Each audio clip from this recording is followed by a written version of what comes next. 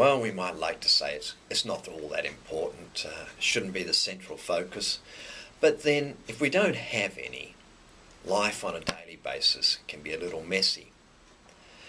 And at this time of the year, at least around the university, we get lots of new students coming in, many of whom are living away from home for the first time and need to start thinking about money matters.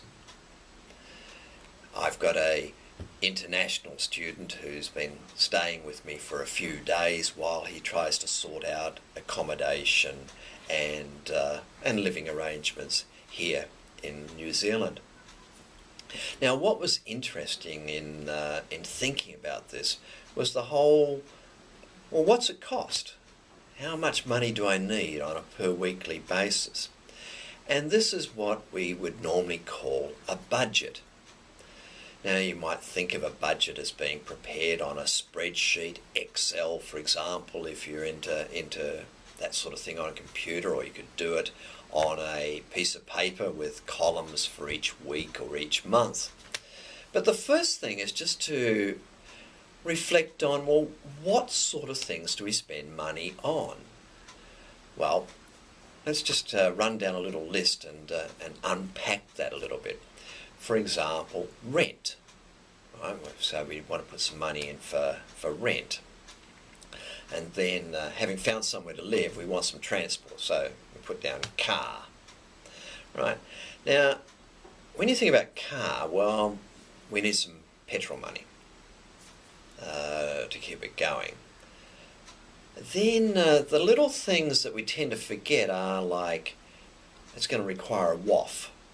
It's going to require registration. So there's a couple of $100 that suddenly pops up once every 6 months or once every year, depending how new the car is and how long you register it for. What about some repairs? Do we need to have insurance on the car? So these things start to just add up that little bit more. And similarly, well, just a simple thing like a phone, your mobile phone. Well, are you happy with a very basic one, or do you need a fancy one? And then if you're like me and you break them every now and then, that's a big outlay to go and buy a new one. So how do you make these allowances for things? Well, you can spread out over the weeks or over the months what your regular outgoings might be, but the things we tend to miss are those irregular ones.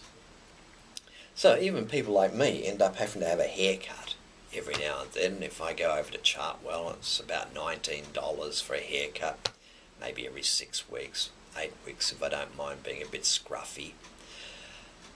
Clothes? Well, you've got to have some clothes, don't you? So whether it's t-shirts and jeans or t-shirts and shorts, occasionally you need a new shirt, and you might like something a little fancier, and so you've got to find money for clothing. There are all these little ones that we tend just to pass over. Even expenditures like entertainment. Going to the movies occasionally, or going out for a pub dinner or whatever. Where does the money come from for this, and where are you going to get it from? So a budget is really an essential tool, not just for students, for most of us, to think about just how much money especially goes on discretionary items and semi-discretionary. By discretionary, I can make a choice whether I do or do not have a bottle of beer. But there are some semi-discretionary things like clothing. I can postpone the purchase if I have to, but we need to think through these things. So a budget is a basic tool in financial literacy. So to convince yourself about this, just make a list of the items that you think need to go in there, and then think about, well, how much would I spend each month on that? putting them across the columns. And then come back to it a little bit later and say, oh, I forgot this item. I forgot that item.